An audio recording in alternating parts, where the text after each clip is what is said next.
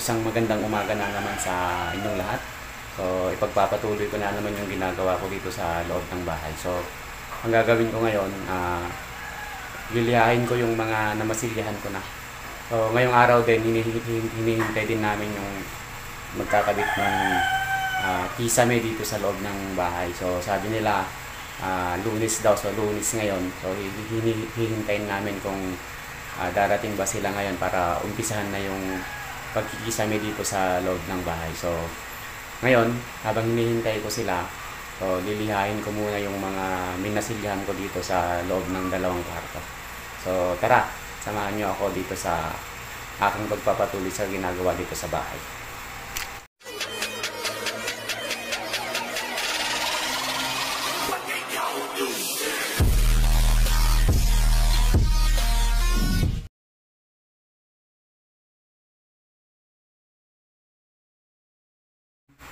So, bali nandito na yung mga hinihintay namin na magkakabit ng kisame dito sa loob ng bahay. So, bali masisimulan na rin ngayon. So, habang nagkikisame sila, so ako naman, ipagpapatuloy ko naman yung ginagawa ko dito sa pagliliha doon sa mga minasilyahan ko. So, yan. Yan. So, bali dalawa silang magkakabit lang ng kisame dito. So, dati na talagang sila na yung mga nag-i-install ng kisame sa loob ng bahay. So, pati tiles gumagawa rin sila. So, yan, sineset up na nila yung mga kakailanganin nila sa pagsisimula dito sa pagkikisame.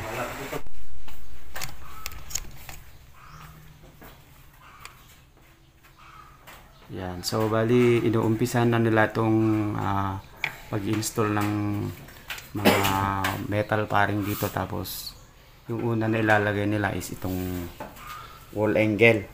So actually yung pinadeliver ko hindi pala nailista nung nag-estimate yung wall angle, kaya tumakbo pa ako kanina dun sa pinagkuhanan ko ng wall angle kasi hindi naman maumpisan tong paglalagay nila ng metal paring kung wala yung wall angles, kaya kumuha pa ako ulit ng wall angle.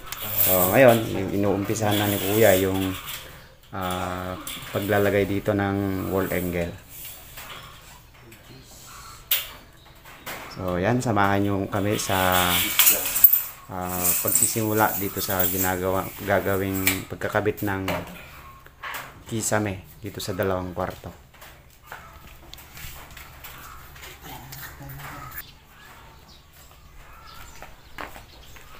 So bali ito na yung mga metal paring na ikakabit. So bali 30 pieces ito.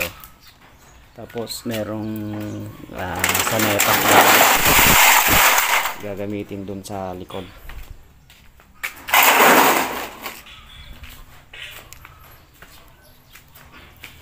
Ayan, ikakabit yung sanepa na yan para malagyan ng spandrel yung sa likod para hindi makapasok yung mga ibon o kaya yung daga.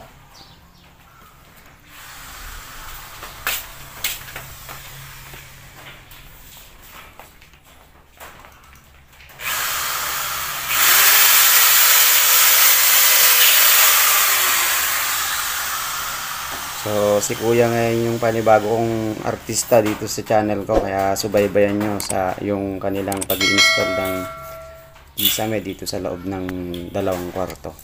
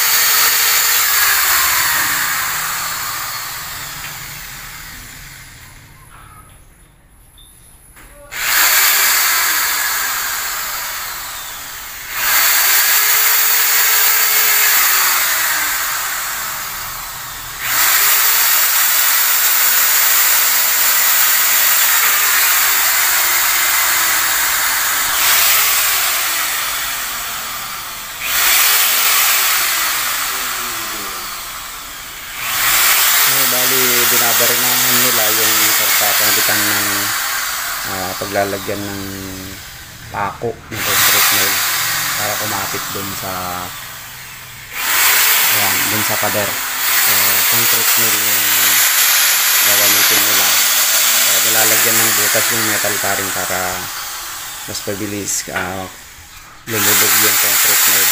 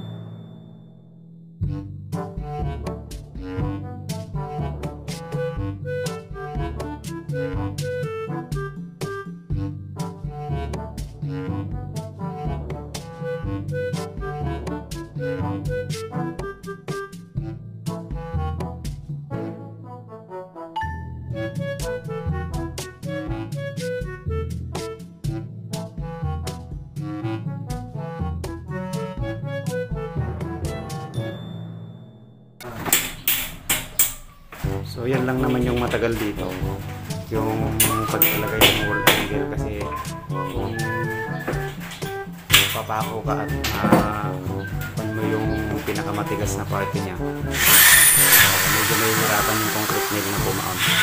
So yun lang yung nagpapalagal dito sa pagsisimula ng kakabit ng metal paring. So kailangan mong gumamit ng barena.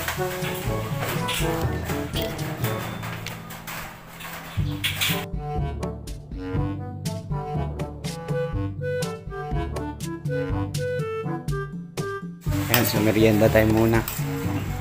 Break time.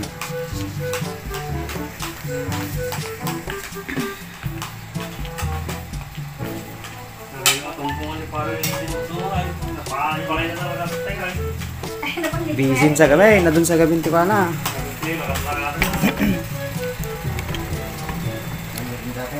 Okay ba? Sige.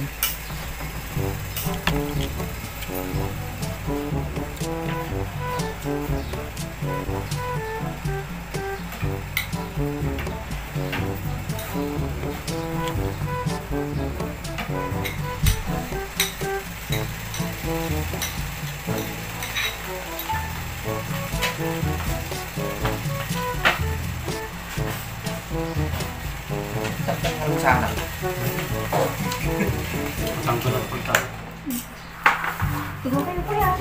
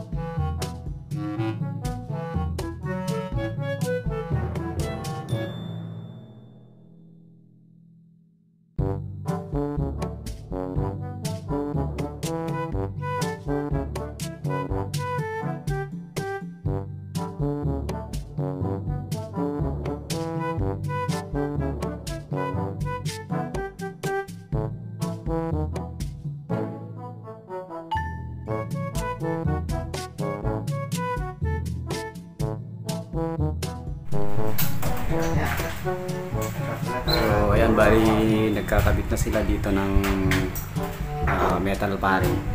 Ayan, so metal paring yung susunod na ikakabit nila dito. So mas mabilis na lang yung paglalagay kasi wala nang masyadong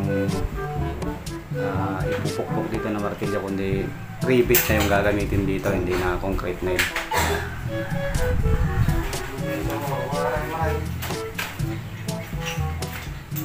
So medyo mababa lang yung kisame dito sa kwarto.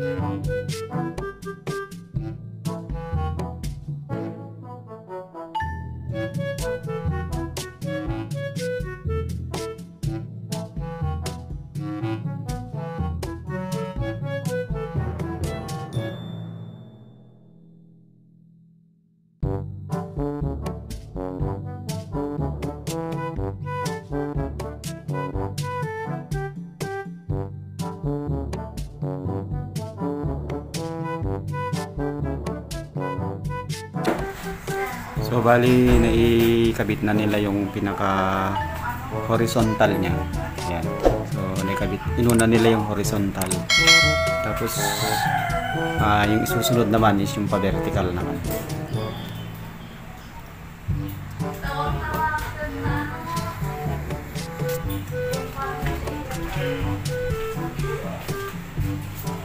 So ito yung pinaka horizontal niya. Ayan. Tapos yun. Tapos yun. So susunod na yan yung pinaka vertical.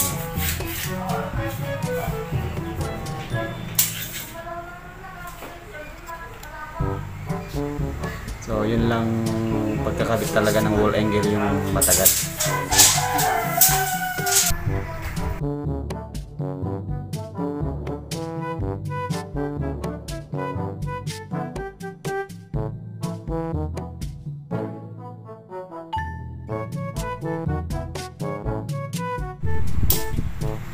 Yan. So bali susunod na nilang ikabit yung pinaka vertical niya.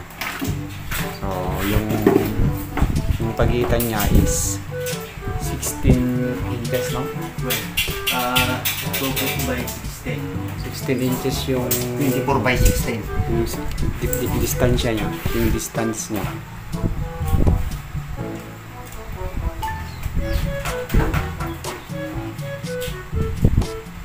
So yung horizontal niya is 24 yung pagitan niya, 24 inches. Tapos yung vertical niya is 16 inches.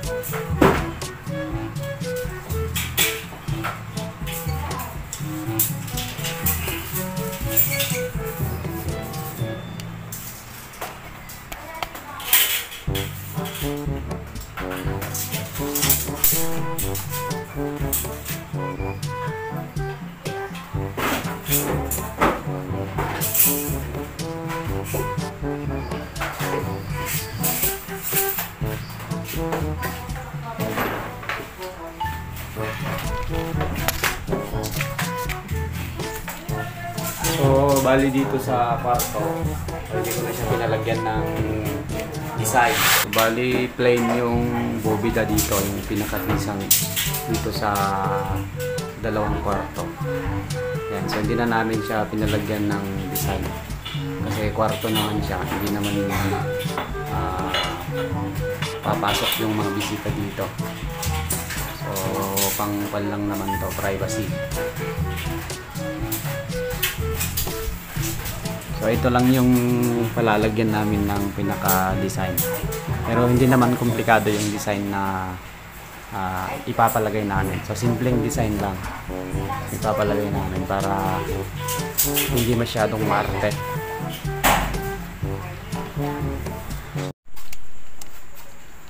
So eto na yung update ko dito sa inumpisan nila kanina na kisame. So nakapaglagay na sila ng metal paring pero hindi pa nakumpleto. So lalagyan pa ito ng mga brace.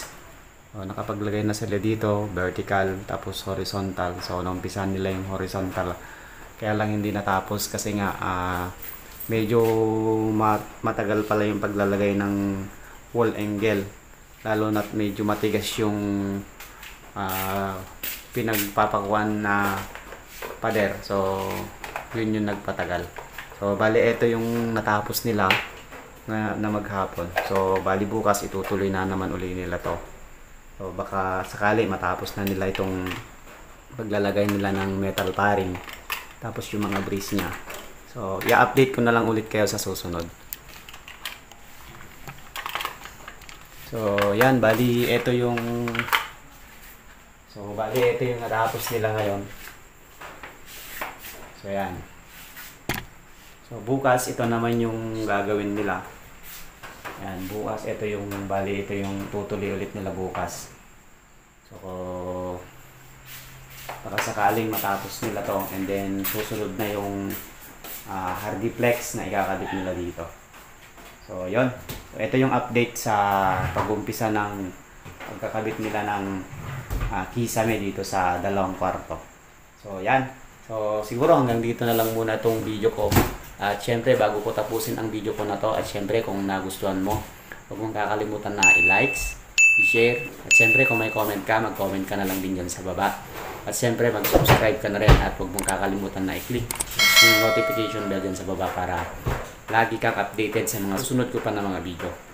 So So hanggang sa muli, ito ang inyong Kuya Roland na nag-iwan sa inyo ng maraming salamat at God bless sa inyong lahat.